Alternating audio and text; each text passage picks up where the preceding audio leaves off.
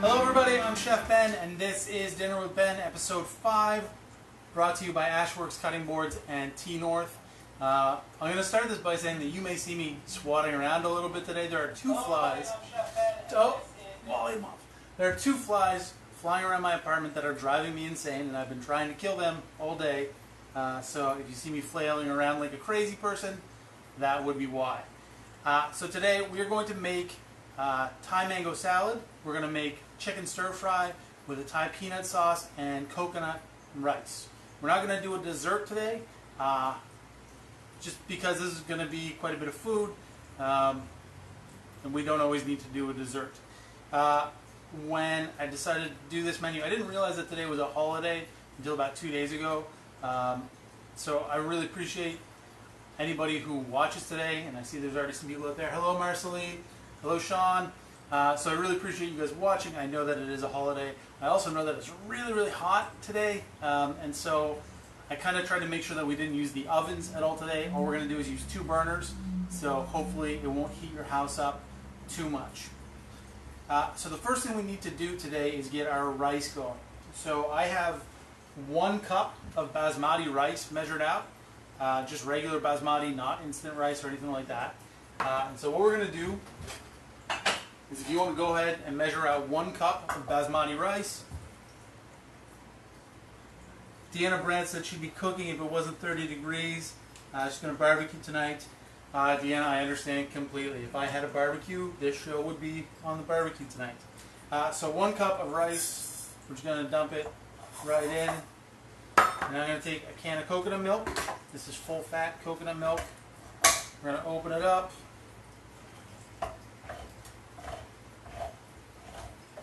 Just like this.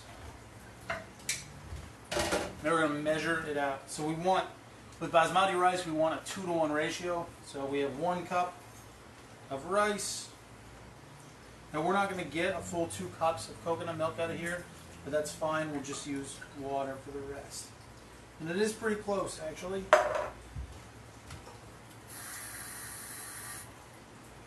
we're just going to fill this up, put it in here.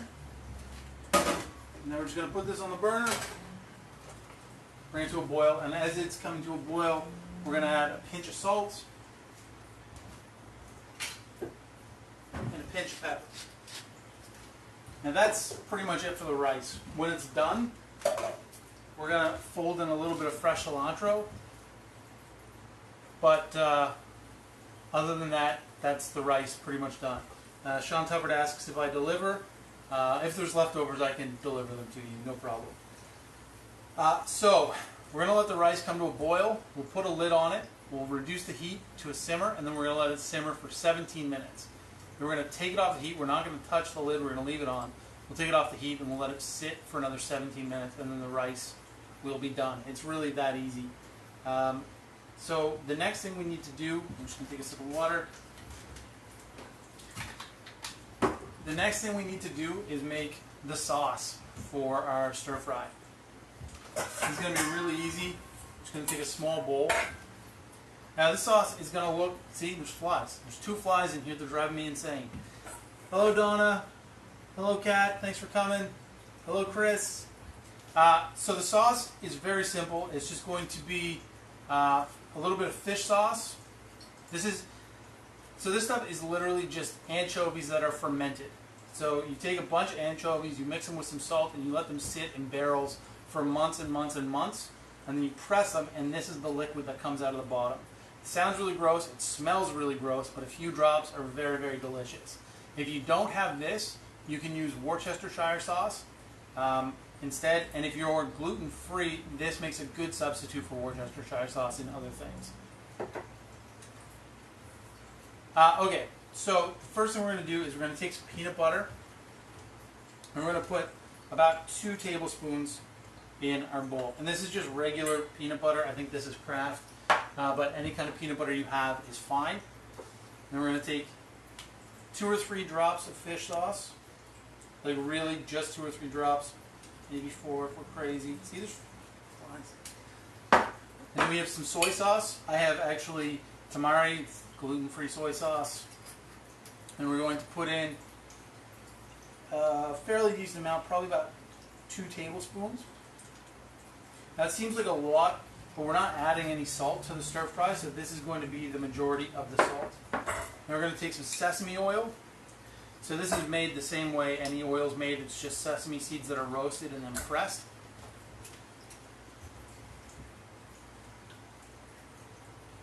Kat says that Heinz makes a really good gluten-free Worcestershire sauce. I did not know that.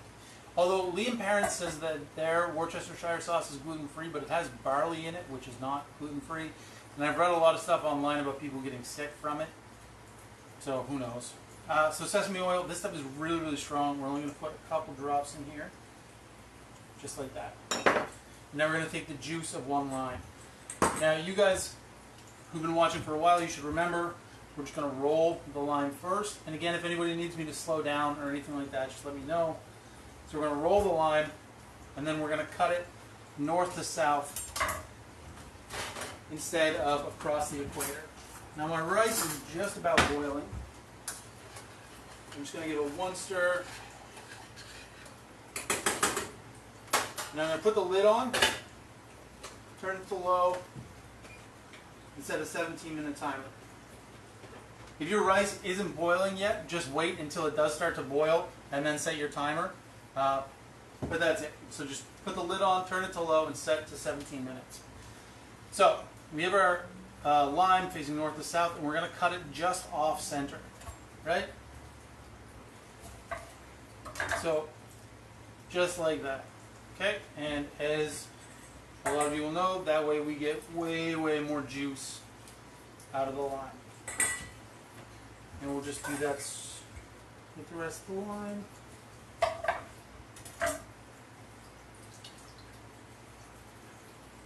And again, we're just putting the juice of 1 lime in here.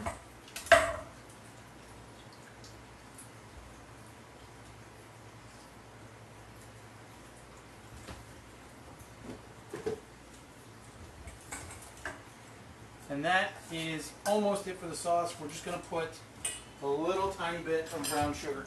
About half, about a tablespoon. Yeah, about a tablespoon. So, just to reiterate what we have in here, we have about 2 tablespoons of peanut butter, about 4 drops of fish sauce.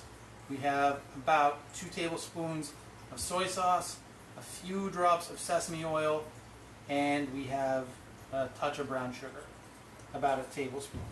Now I'm just going to grab a small whisk because this is going to be really hard to mix, and it's not going to all mix up completely. My rice just boiled over a little bit, but that's okay. So this is not going to come together very nicely until we cook it. So if it looks like everything's kind of separated, that's okay.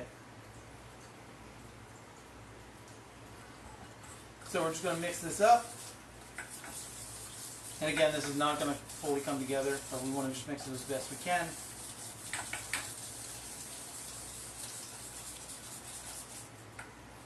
And it smells pretty good already. Now there's no ginger or garlic in the sauce because we're actually going to saute that with the stir fry, if anybody's wondering why. So you can see, this actually looks pretty disgusting right now. Hopefully you can see that.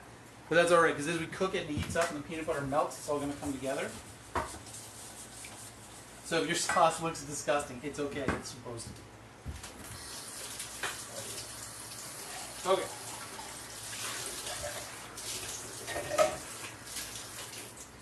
Now, the next thing we have to do, we're just going to let our sauce sit to the side. And the next thing we have to do, hello Patrick. Next thing we have to do is make our salad. So the salad is kind of like a Thai papaya salad, except we're using mango instead of papaya, obviously. So papaya salad or mango salad is made with the firmest mangoes or papaya you can get. Usually they're green. That's why it's called a Thai green papaya salad. I got pretty firm ones. They're not quite as hard as I would like.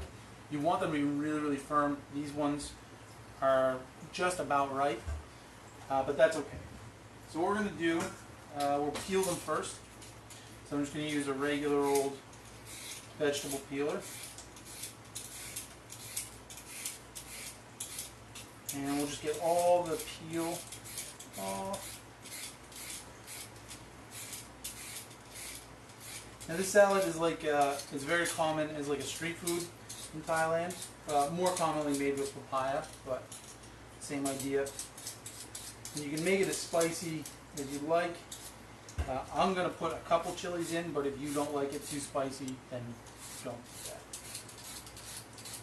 And generally this would be made in a mortar and pestle, like a big one, a big clay one, and they just smash it and smash it and smash it. But we're just going to do that with our hands, which will be pretty fun. And we can take our time because we got to wait for the rice to cook anyway.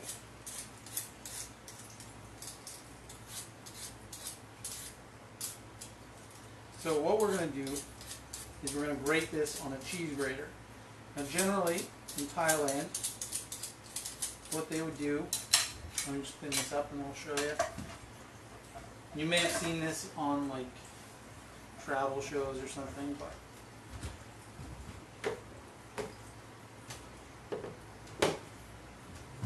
what we're going to do, or rather what they would do, is they would take the mango or the papaya and they'd just stab it a whole bunch of times, and then they'd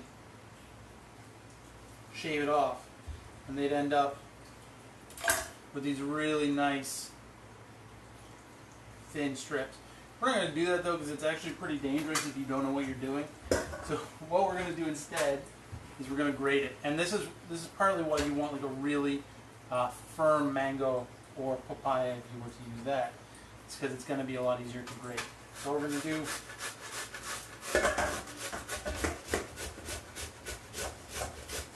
and once you get to the pit, once you get to the center, we're going to stop, obviously.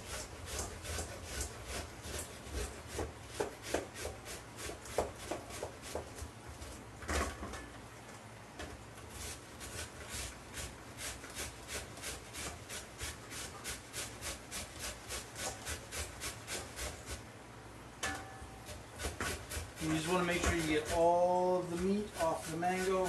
You don't want to waste any.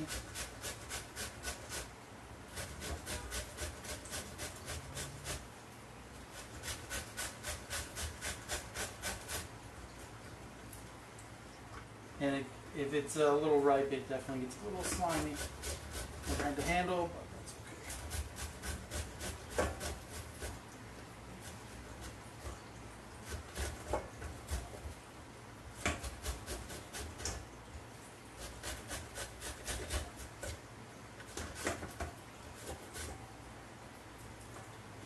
Okay, so that one's good.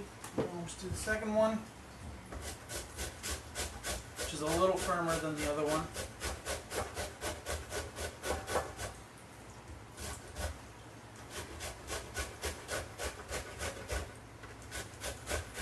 Yeah, Wendy says she sees Martha the moth flying around. Yeah, there's two flies that are just driving me crazy.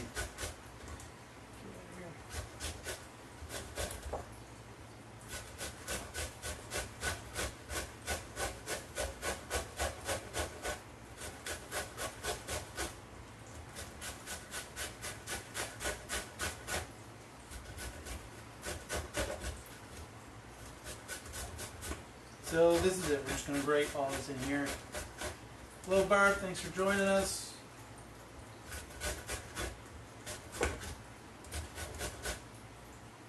Again, just make sure you get as much of the mango off of here as you can.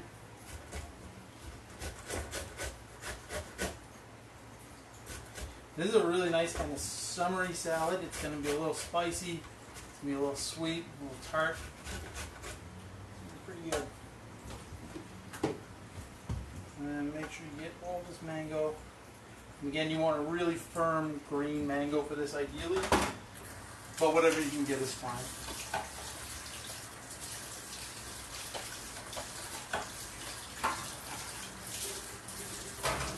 Okay, next step is we're going to set this aside for a second, and we're going to puree 2 cloves of garlic. So all we're going to do, some of you should probably already know this, all we're going to do is we're going to take the clove of garlic. We're going to cut the root end off, right? We're going to crush the clove. Again, don't slap your hand. Just like you're giving CPR, just a quick push. Make sure the blade is pointing away from you, because if it's pointing towards you and your hand slips, you're going to cut your palm pretty bad. So we're just going to crush like that. And then the peel will come right off like magic. And then we're just going to give it a quick chop. Hello, Brian. Hi, Quinn. Now, we're going to take some salt. Again, this is coarse kosher salt, but any salt will do. Now the trick here again is to make sure you're holding your knife as flat as you can. People have a tendency to lift it up like this, but we're just going to keep it as flat as we can. Handle off our board. We're going to start on the outside edge and work our way in. And we're going to use the salt as a kind of like sandpaper between the cutting board and the knife. And it's going to puree the garlic for us. Now if we were doing this in like a traditional clay mortar and pestle, we wouldn't have to worry about this. Because we're just mixing it up all by hand, we want to make sure that we get as much of the garlic pureed as possible. So, I know this takes a little practice, but once you get the hang of it, it's very, very quick. And you'll notice too that the salt absorbed all of the garlic juice, or a lot of the garlic juice that came out of the garlic as we pushed it. So we didn't lose any of the flavor, and we have, very quick pureed garlic. So we're going to pop that right in this bowl. Hi Brian, thanks for joining us. Next, we have these Thai chilies. Now I'm going to use 2 of them. If you only want to use 1, that's fine. If you're using dried chilies, that's okay too. I will say, I'll just do this. With any chili, the majority of the heat is coming from the seeds and the ribs. So if you just want the flavor, but you don't like the spice, you can just take the tip of your knife and clean it out, and then you just have the flesh. And it'll be a lot less spicy than if you use the seeds and the ribs and everything. And it's the same with like a regular red pepper or a green pepper. The green part, it's not spicy, but it does have a different flavor. And I think we talked about this in a previous episode, where if you cook the white part, the ribs, they actually get really bitter, so that's why it's important to clean them out. But in this case, they're just really spicy. So I'm just going to chop these, just give them a nice slice, and then I'm going to add them in. Make sure, if you are using the chilies, you don't touch your eyes, you don't touch your face, you don't go to the washroom until you wash your hands. You really don't want to get this stuff on you. And these chilies, sometimes they're not too bad, but sometimes they will surprise you, so just be aware. Just because you can handle 2 of them one time doesn't mean you can handle them both another time. So what you want to do to kind of gauge the spice is just give them a smell. If they kind of burn your nostrils, they're going to be really spicy, so go easy on them. These ones just burnt my face as I smelled them, so they're going to be pretty spicy, but I'm going to add them in anyway.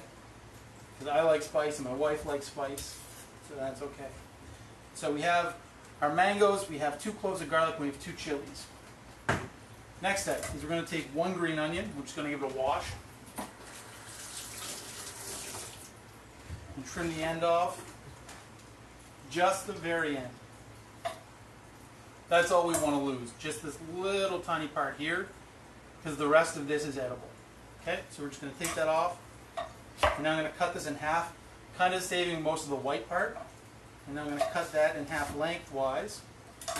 And then we have this. Sean, the rice is fine. The timer's on. It's all good. I got 4 minutes on it. Hi, Jack. Thanks for coming. And now we're just going to slice these. Again, if anybody's cooking along and they need me to slow down, just let me know.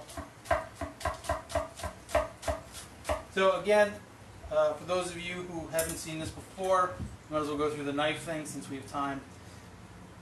When you hold your knife, hold it in the highest grip that's possible. A lot of people hold their knife way back here as if they're kind of running away from the blade. The problem is that you have no control over it. You want to change the center of gravity of the knife, and you want to choke up on it just like a baseball bat in Little League, right?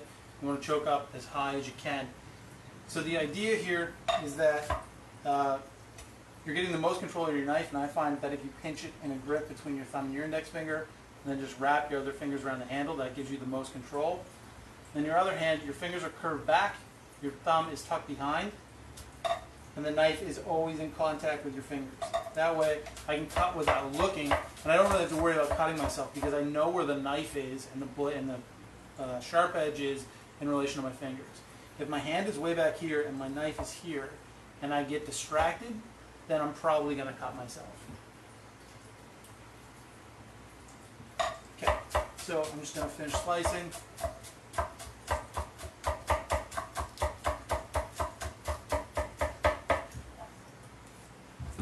Perfect, and then we're going to put these green onions right in the bowl.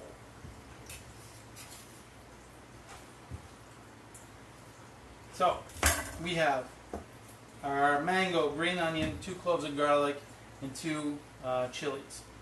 Now, we have some cherry tomatoes here, and we're just going to cut them in quarters. Now, there is a trick here that you can do. We're going to cut them in quarters, but if you're just cutting them in half, you just grab a plate, you put all your cherry tomatoes down, make sure they're kind of all even sized. Put the plate over the top. Nice light pressure.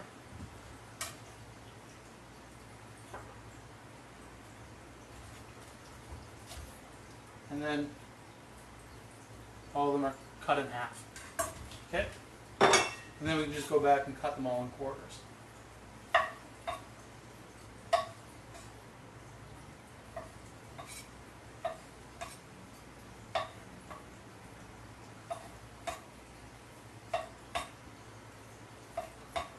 So, one thing I've seen a lot when I'm teaching classes is people have a tendency to chop things.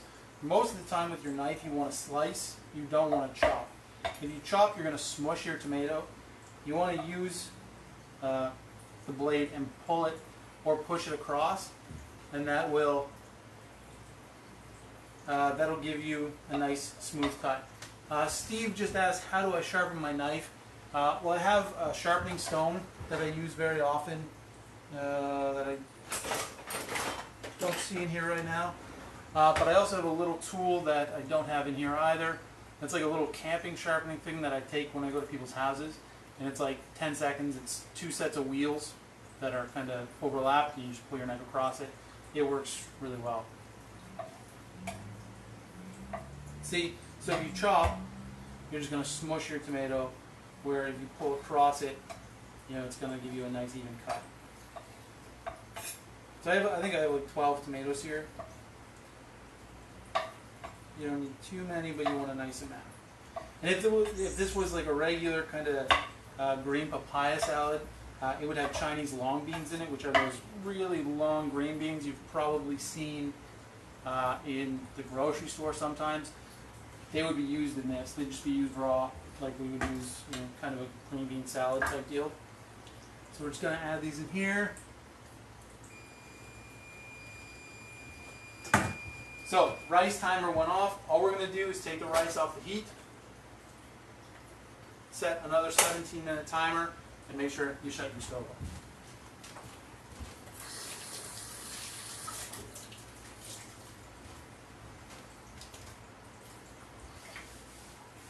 Sean says that he wishes I was drinking wine at the same time. Sean, if you want to buy me some wine, I'll happily drink it on the air. Okay, so we have more lime juice we need to add to this. So we're actually going to add, no, we're not going to add any zest. We'll just add the lime.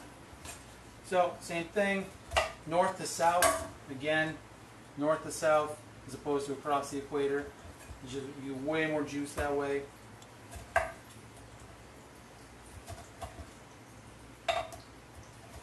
We're actually going to use 2 of each for this.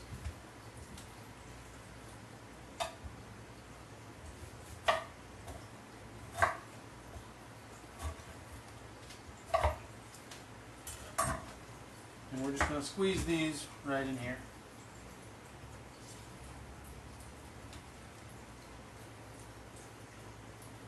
And again, if you have any little cuts on your fingers or any scratches or dry skin, you're going to know about it pretty quickly. But this is going to make your hand smell really good for quite a while too.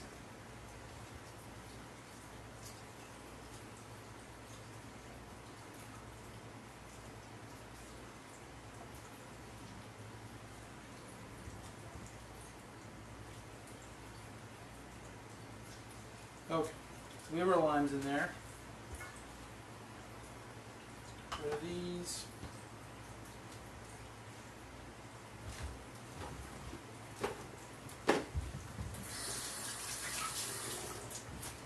Next step, we're going to take another tablespoon of brown sugar and add that in here. Typically, in actual Thai cooking, this would be palm sugar, which is really hard compared to regular sugar or brown sugar. It comes in pucks. That's very, very firm. But brown sugar is a good substitute if it's all you can get. But honestly, palm sugar tastes more like maple syrup or maple sugar than it does refined sugar.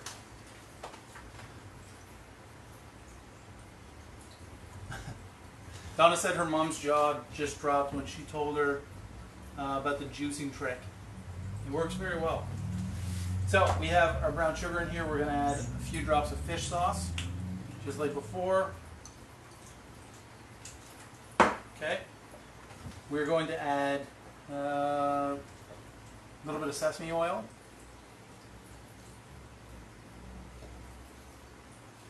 That was about 2 teaspoons. Then we're just going to chop some cilantro. Now I have my cilantro wrapped in damp paper towel. Any fresh herbs, this is how you want to store them in your fridge. They'll last way longer. So I'm just going to unwrap these. And I didn't wash this yet. So I'm just going to take probably about a half cup of unchopped cilantro. Just give it a rinse. Okay, so what we're going to do here is we're going to ball this up into a nice tight ball. And now same thing, same technique with our knife. And if you get some stems in here, it's not the end of the world because they have just as much taste as the leaves. Okay?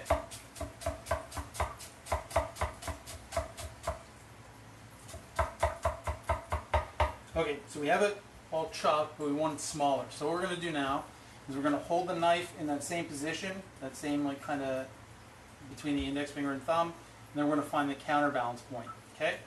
And all we're going to do, you don't have to hold your hand completely over it. You can just hold 2 fingers, but make sure your fingers are up so that your thumb or pinky don't fall under the blade. So up. And there's not really any force here, right? Like the knife is doing all the work. You're just kind of putting it down. And that's it. Okay, cilantro's chopped.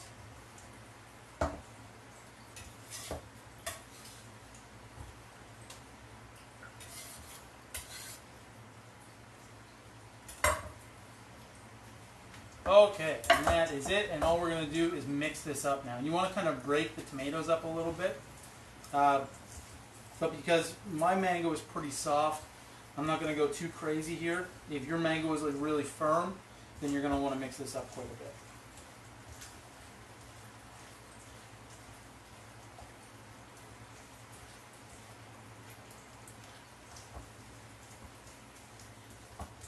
Okay, so you can see this, you can see the colors in here. I'll bring it closer. So you can see the colors in there. It's very bright. There's a lot of juice coming out. So we'll just give that a little taste.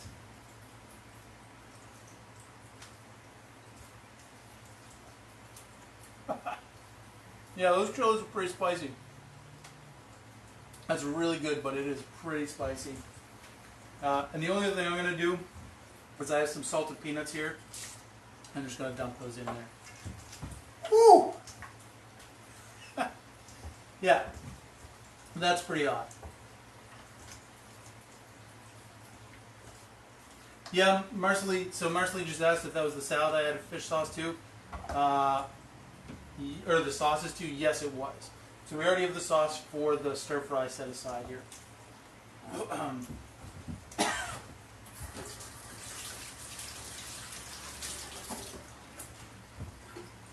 Okay, so I'm just going to put this in the fridge and we'll come back to it after our stir fry.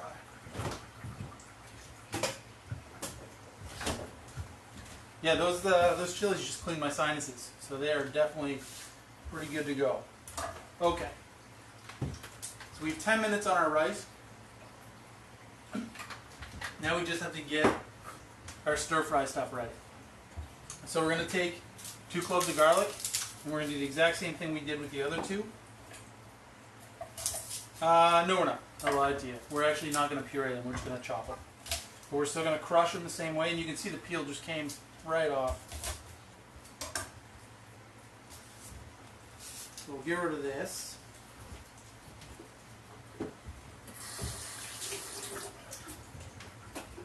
I usually have a towel there. I don't today. And we're just going to chop them thin as you can. You don't want big chunks of garlic in here. Kayla asks, what should you do if you make something so spicy? What can you do to counteract it? Sweetness helps with that, or anything creamy. So, like, let's say we make our stir fry too spicy. We can add some more peanut butter to it. That'll cut down on it, or some more brown sugar. If your salad is too spicy, you can add a little more brown sugar to it, and that should kind of help balance it. That's pretty much it, though.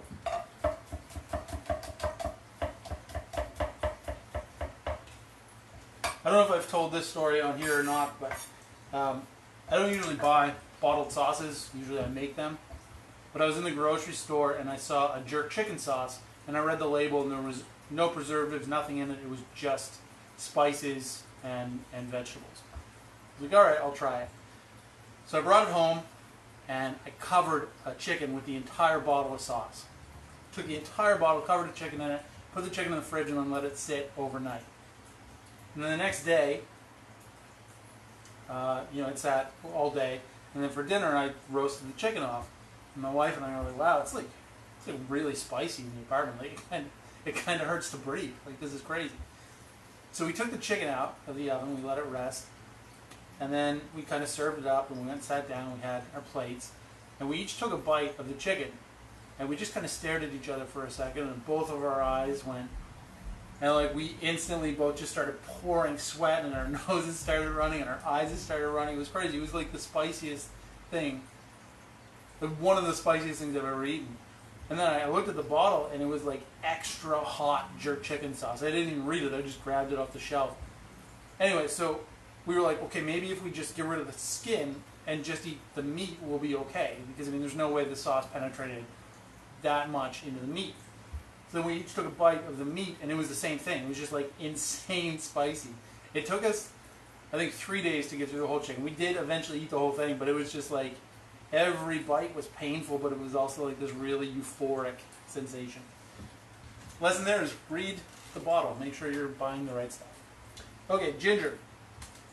So I don't know if most people know this, but when you go to the grocery store and you see ginger, they have these giant roots. You don't need to buy the whole thing. You can just break a piece off, and it's fine. The other thing you can do is you can just freeze this whole thing with the peel on, and then when you need it, if you just grab like a microplane like this, or a really fine grater, you can just grate it, peel and all, and it's fine. And you can do that right from the freezer. So if you buy ginger and you're like, oh, I'm never going to go through this much ginger, just freeze the whole thing, grate it from frozen when you want it, and it's perfectly fine. But what we're going to do is get a spoon out. This is a pretty big piece of ginger. It's quite a bit bigger than my thumb. We only want about the equivalent of your thumb. So I'm just going to take this much, and we're going to take a spoon. We're going to put our thumb in the bowl of it. No, we're not. I lied to you. We're going to... Sometimes it's hard to think about these things until you actually do it, right? So we're going to wrap our fingers around the back of the bowl. We're going to brace our thumb with our ginger, and then we're going to peel it. Now this may seem kind of ridiculous, but I promise you this is the easiest and most efficient way to peel ginger. You lose like nothing as opposed to using a peeler or a knife, and it's actually much quicker. Now make sure you're not just scraping like this. Make sure you actually brace it and then just pull it. Okay, and you don't need to dig down. You just want to scrape the surface. Okay, and we'll do the top. And then just like that, the ginger is perfectly peeled. And we'll get rid of this.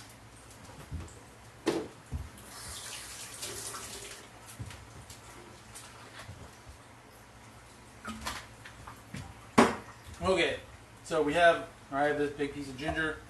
I'm just going to cut it in half and then cut it in quarters. And actually, yeah, I'll cut it in fours after I cut it. So I just have 4 little pieces like this. And I'm just going to cut this as thin as I can. Okay? We want about the same amount of ginger as we have garlic. We want to cut about the same size. That's kind of the key here.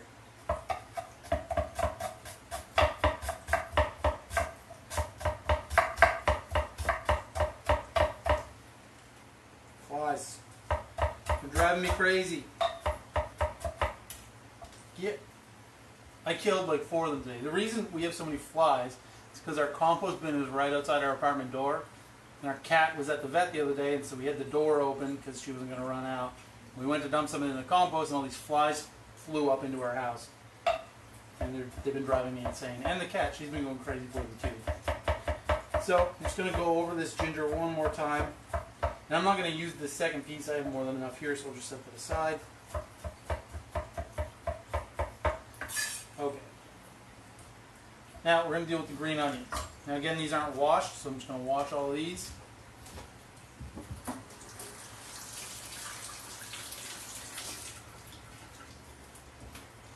So what we want to do is kind of separate these in two. So just like we did with the green onion we put in the salad, we're going to first cut the very, very end off and just the smallest amount, really just that little root there. Okay?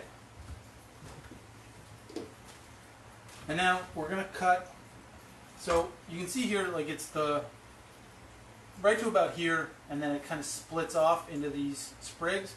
So that's where we want to cut. We want to cut right where it stops being like a firm green onion. Essentially these are the white parts, that's what we want. And these are the green parts. And the reason we're going to do this is because the white parts are going to go into the stir fry first, because they're actually going to soften and cook. Where these green parts, if we put these in the beginning, they're going to just go to mush and go to nothing. So we'll actually save these and add these at the end, where these white firmer bits are going to go in the beginning. And all we're going to do is cut these into about pieces the width of your thumb. Okay? So we don't need to worry about cutting them too small, just about that big. All right, and we're going to set that aside. And now we'll do the same with the greens. So we're going to keep these separate. Okay, and just that little bit at the end, you can toss out, because it's usually kind of wilted and brown. So we'll put these over here. And now, green pepper. So this green pepper, I didn't check it before I went to the grocery store, but I knew I had a red pepper rather in the fridge. This one is kind of soft and everything, but it's still fine. It's still fine to eat. So what I'm going to do is I'm going to take the top off. I'm going to take the bottom off. I'm going to set those aside. Now I'm going to take it, I'm going to put it flat side down so you can see through it, and I'm going to cut through one side. So it's still intact, but it's open. Now what I'm going to do is take my knife, put it inside, and I'm just going to start kind of running my knife down, and I just want to cut the ribs out. Okay? So just like that. No mess, right? There's not seeds everywhere, which is really what you want. And then we'll toss that out. And then I'm just going to pop this green bit off. And so the only waste from our entire pepper is this. We have the rest. Hello, Allie. Thanks for joining us. Okay? So we'll get rid of that. And now we have, our top, our middle, and our bottom. Okay? And I'm just going to cut this in half to make it more manageable to work with. And then we're just going to cut it into pieces about this big. And when you cut peppers, always cut skin side down. If you cut skin side up and your knife is at all dull, there's a really good chance your knife is going to slip, but it's also going to bruise the pepper and it's going to make it bitter. And you can tell, like, if you hear that, right, as opposed to this. It's a much smoother cut, and you're actually cutting through the skin as opposed to just kind of blunt forcing it. Now we're going to do the same with the rest of the pepper.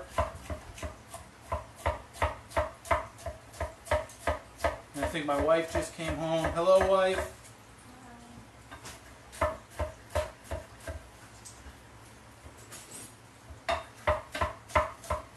And we're going to do the same with the top and the bottom as well. We're just going to cut them about the same size.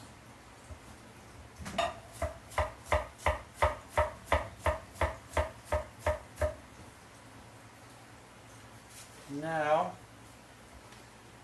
these chilies. I'm only going to use one of these because we have two in the salad and it's pretty spicy. Now, the timer for the rice just went off. I'm just going to leave the rice alone. Leave the lid on it. It'll be fine until we're ready to use it. If you take the lid off now, the steam's going to escape and the rice is going to get cold as it sits. If we leave it now, it's going to continue to steam, but it's not really going to overcook. There's not really enough heat in there to overcook it. It's just going to continue. It'll actually kind of unstick. You'll see what I mean. I didn't explain it very well, but you'll see what I mean in a little while. So I'm actually going to kind of clean my board up here because we're going to cut the chicken on here in a minute. And we don't want to do that with all this veg on here. So, I'm going to move all this stuff out of here.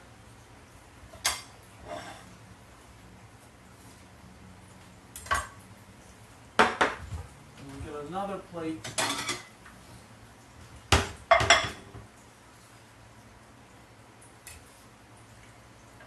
And we'll just move this stuff out of here too.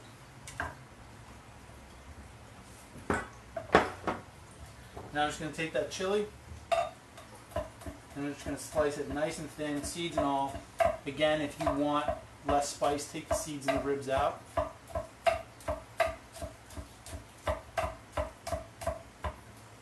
just get rid of that. Oh, that chili, I can smell from here, it is very spicy. That's going to be hot. So, and that's kind of it. If you can smell the chili and it kind of burns your face, you know it's going to be spicy when you eat it. What next? So we also need some cilantro here. And I'm just going to take this, wash it.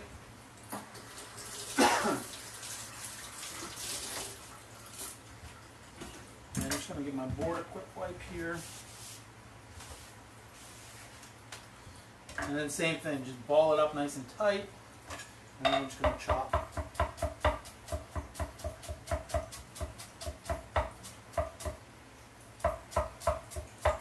Now this is going to go in after everything else is cooked. So I'm actually just going to put this in this extra ramekin I have here. But you can just put it on a plate or whatever you want. And get it all off your hand.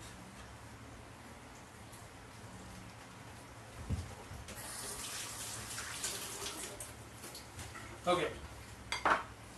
So that's everything except the chicken. So what we need to do is I have these chicken breasts. I very, very, very rarely use boneless, skinless chicken breast. I actually hate it. Just because A, it's super expensive. You can buy a whole chicken for the price that you can buy 2 chicken breasts. And B, it's kind of wasteful. But for this purpose, it is useful. Now mine is skinless, but it still has the backbone in it. So you're actually I'm going to show you how to take the backbone out. So what I mean by that is if you look, still has a little bit of the ribs here and a little bit of the breastplate, and then there's still a little bit of the wing bone here as well. Now, sometimes you'll get it and there'll be much more of the backbone on it, sometimes there will be none. If you buy it with the bones on, if you do really want the skinless chicken breast and buy it with the bones on, it's like 20% cheaper than buying it boneless. This takes like very, very little time to do, and it saves you 25% or 20% or whatever it is on your chicken. So it's kind of worthwhile. So all I'm going to do is take the tip of my knife, and I'm just going to follow the structure of the bone. That's it, really. Someday we'll do a whole chicken and I'll show you how to butcher it because it's a really valuable skill. and it's not nearly as complicated as it seems. So I have this little wing bone here. I'm just going to cut around it. And just like that, now we have a boneless chicken breast. We'll do that again on this side. This one has a little bit more bone in it. So, what you can see here, I don't know if you can really tell, but we have the breastplate and then we have kind of the spine that comes up. So the spine kind of comes down and then curves. So you got to make sure that if you are cutting around it, that you're cutting with the curve of it. But again, it's just about following the structure of the bone, not trying to fight against it.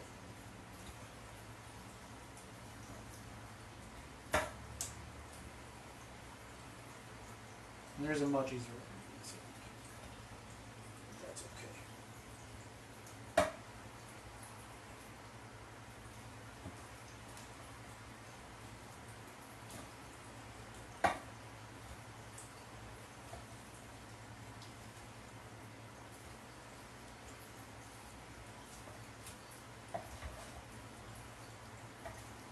Okay. So now we have 2 boneless, skinless chicken breasts. And all we're going to do is cut these into strips. About, we want them all about the same size. You don't want like some big pieces and some small pieces because they're not going to cook at the same rate. You really want these to cook all at the same time. So we're going to cut them into even sized pieces.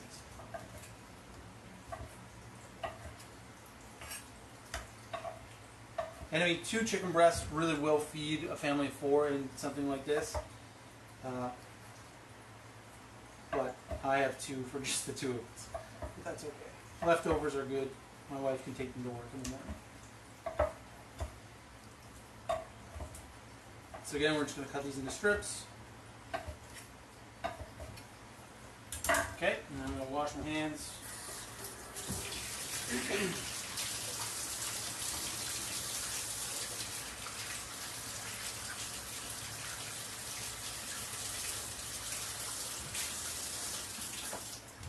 Okay, so I have a wok. If you don't, if you just have like a skillet, that's fine. This is cast iron. It's going to take a little while to heat up, so I'm going to turn it on now.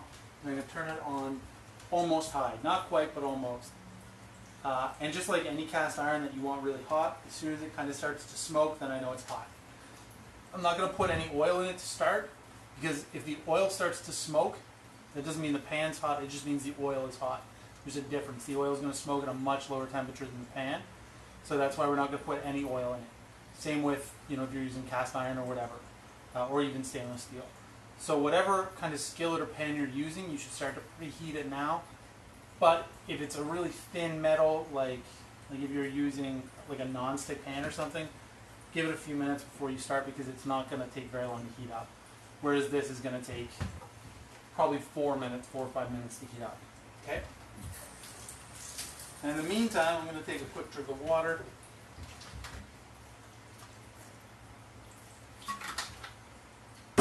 And let's talk about bean sprouts. So I have these bean sprouts, bought them at the grocery store, nothing special. And all I did was rinse them in cold water. And then you can put them in your fridge. Make sure they're really dry. So you can spin them in a salad spinner, or you can just kind of make sure they drain really well. And then they'll store in your fridge for a day or 2. They're not going to last long, but they're fairly cheap. And I know this seems like a lot of bean sprouts. This is probably about a pound. We're going to cook them all. We're going to cook them all in, because they're going to cook down, and it's going to be perfect. So I'm just going to rinse them once again. So really, just fill the bowl with cold water, pour it out. Okay? Now we're just waiting for the pan to heat up.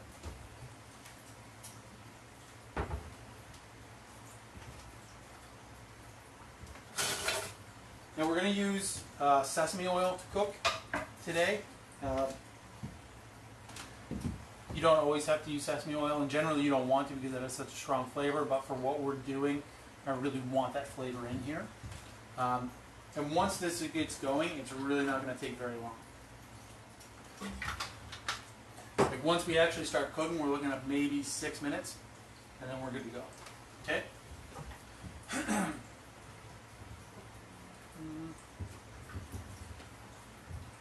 Thought maybe I had some small bowls for the salad, but I don't. It's all right. Anybody have any questions while I'm waiting for the pan to heat up? That would be a good time. Otherwise, I'm just going to stand here and look pretty. Did you just snicker? I think my wife just snickered when I said that. No dinner for you, wife.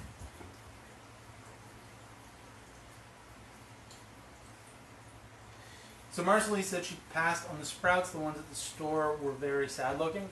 Yeah, that's pretty common. Generally, when I go to the grocery store to get sprouts, I usually try and reach into the back and grab a bag. I know that's kind of a dick move, but you don't want crappy sprouts. And generally, I buy them the day I'm going to use them. Now, if you buy them and they're in a plastic bag and there's a little bit of water in the bag, that's okay. Just give them a really good rinse. But if they're like kind of creamy or gooey, definitely don't buy them. You don't want that. Still heating up, and so with a wok, it's really important that you let it heat up, because the technique here is essentially you want things to cook very, very quickly, and every time you add something into it, the temperature is going to drop. So the hotter it is when you start, the better. So we're going to get this really, really, really, really hot, and because it's cast iron, it's going to hold its temperature a lot quicker than like a stainless steel wok or something like that. But still, either way, you want it to be really hot when you start. And you want to leave it on a fairly high temperature as well. If you do this on medium, as soon as you add your chicken, the temperature is going to drop so much it's not going to be able to recover. And then when you add your vegetables, they're just going to juice out. So the idea is that when we add our chicken or our vegetables, the liquid that comes out of them, we want the pan to be so hot that liquid evaporates immediately, so that they're not just sitting in their own juices and steaming. Does that make sense? I hope it does. Also, there's 3 flies in here now. I don't know where the third one came from, but I can see 3 of them. There was only 2 earlier. They're driving me crazy. So, my wok is starting to smoke. This is going to happen very, very quickly. So, pay attention. So, I'm not going to just pour the oil in the center of the pan. I'm going to pour it around the edges. Okay? And the reason is just so that you get a nice even coating. We're going to use a decent amount of oil. I have about 2 to 3 tablespoons in there. And add chicken in. I'm not just going to bunch it all together. I'm going to spread it out.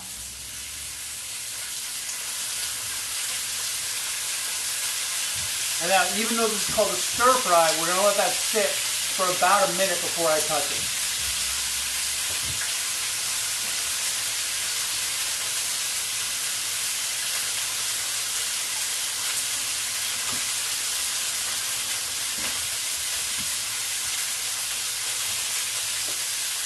Susan, can you do me a favor? Yeah. So guys, my wife's going to give me a hand for a sec. She's actually going to grab the camera and bring it over so you can see what's happening in here. So everything's going to get jostled for a second, but it'll be worth it, I promise. Just bear with me.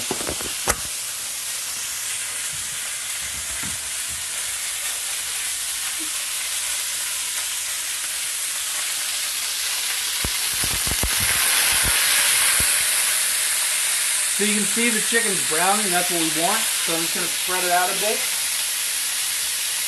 Let it brown some more on the other side. And we want all the chicken to brown. When I say brown, we want like an actual brown color on it.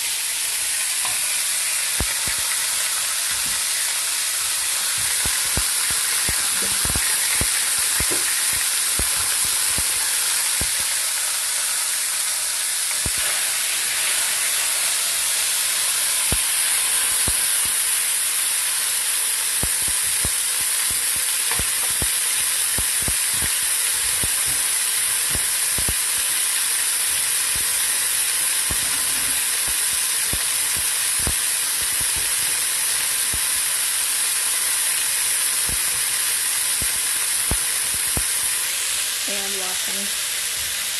You just show me washing.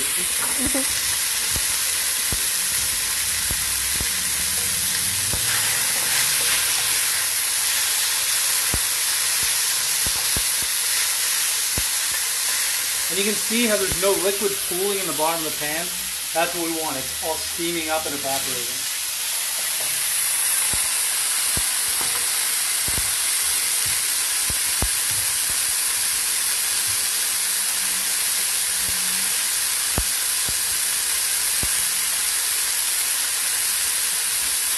a couple questions.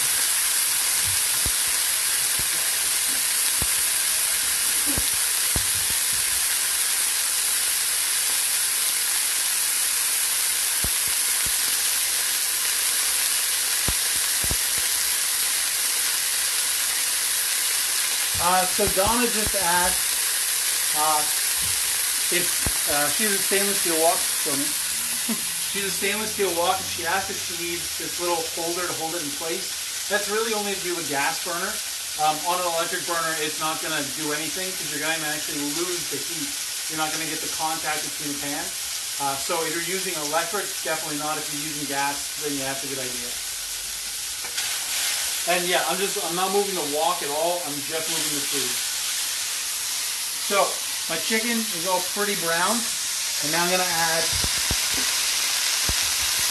the garlic, the green onion, the white parts, and the chili.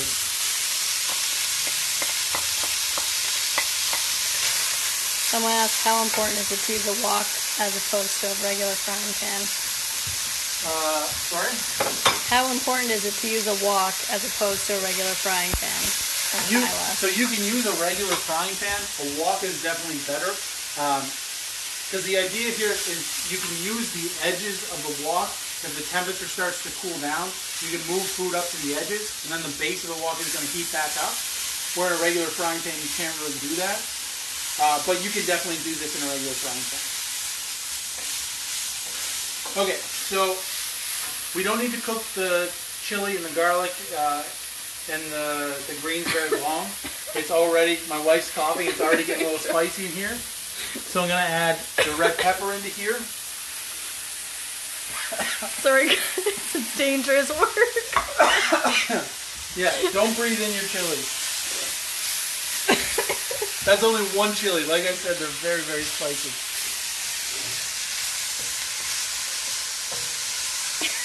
It's hot. It's very, very spicy. I need danger pay.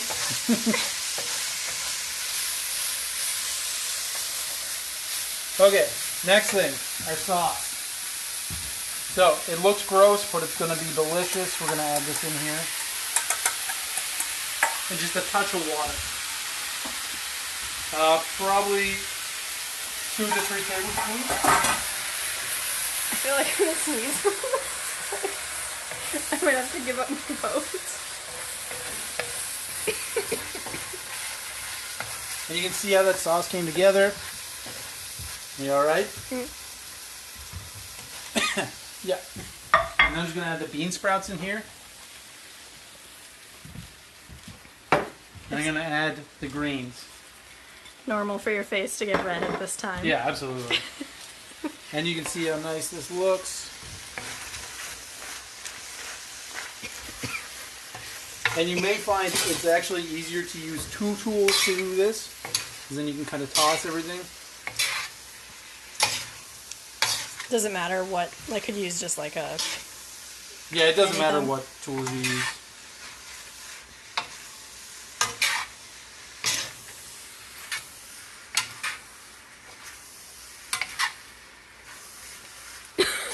Yeah, it's still pretty spicy in here. And now we're just going to give it a little taste. Ooh, that's delicious. I'm dying. You okay? I might have to You can probably put that back up. put that back. It's pretty shaky now with all the coughing. Okay, we're going to put this back up, so just bear with us for a second. Might want to just close your eyes so it's not...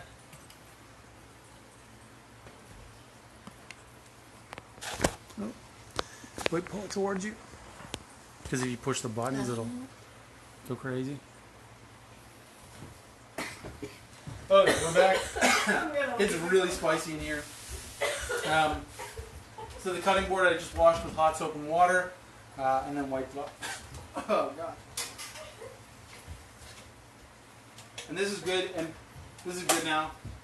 Because we put the bean sprouts in after the sauce, liquid came out of the bean sprouts and helped to make our sauce. This is This is live. live. This is crazy. Live. Yeah, Mike said he loves the spice coffee. It is like that one chili, I told you it was going to be spicy. Like this place, it's like killing us. It's awesome. But as I was saying, so because we put the bean sprouts in after the sauce, as opposed to just sauteing them, liquid actually came out of them and helped to make our sauce, which is perfect. So we're just gonna, the temperature's off. I turned the stove off, and then we have our rice. Okay. So all I'm gonna do here is take some fresh cilantro, about half of what we chopped up. You're just gonna mix it in. Now I'm not just gonna dump this in and stir. We just kind of want to fold, okay? Because we don't want to break our rice up.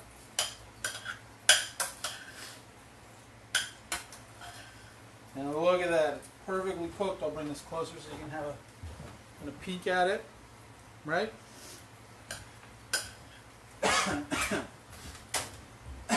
Jesus.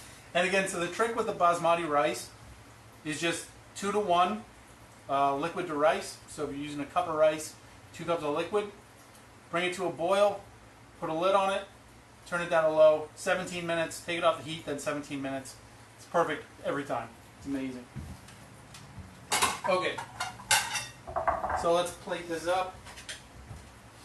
We're going to go rice in the bowl. Nice coconut rice. Now we're going to go a nice spoonful of our stir fry here.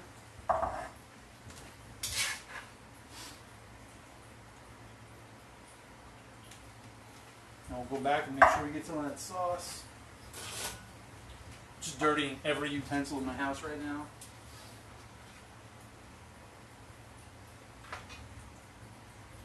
Make sure we get some of the sauce over this.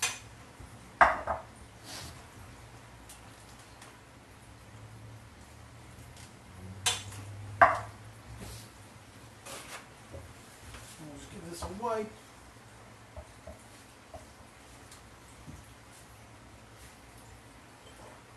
A little bit of the fresh cilantro over the top. And there's our chicken stir fry with Thai peanut sauce and coconut rice. Now let's just get the salad out.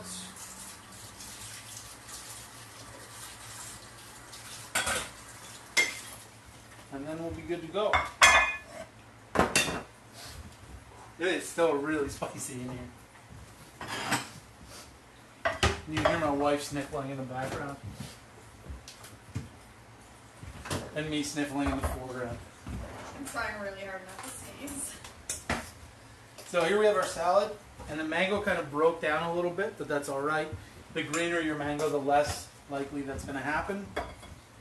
And now this is going to be pretty spicy too, so I'm not going to go too crazy on it.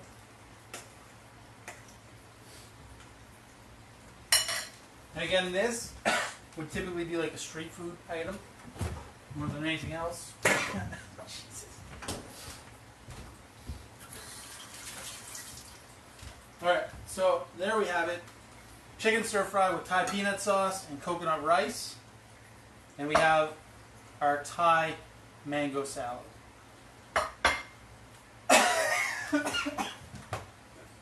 Thank you so much for joining me, everybody. I sincerely appreciate it. I hope that you cooked along. If you didn't cook along right now, I hope that you cook along later. I'm really excited to eat this. Thank you very much to my sponsors, Ashworks Cutting Boards and T-North Carbonated Iced Tea. Thanks again for joining me, and I'll be back next week with another episode of Dinner with Ben. Please share and tell your friends about it, because really this is about getting you guys to cook and getting your friends to cook. Yeah, thank you so much. I'll see you next week.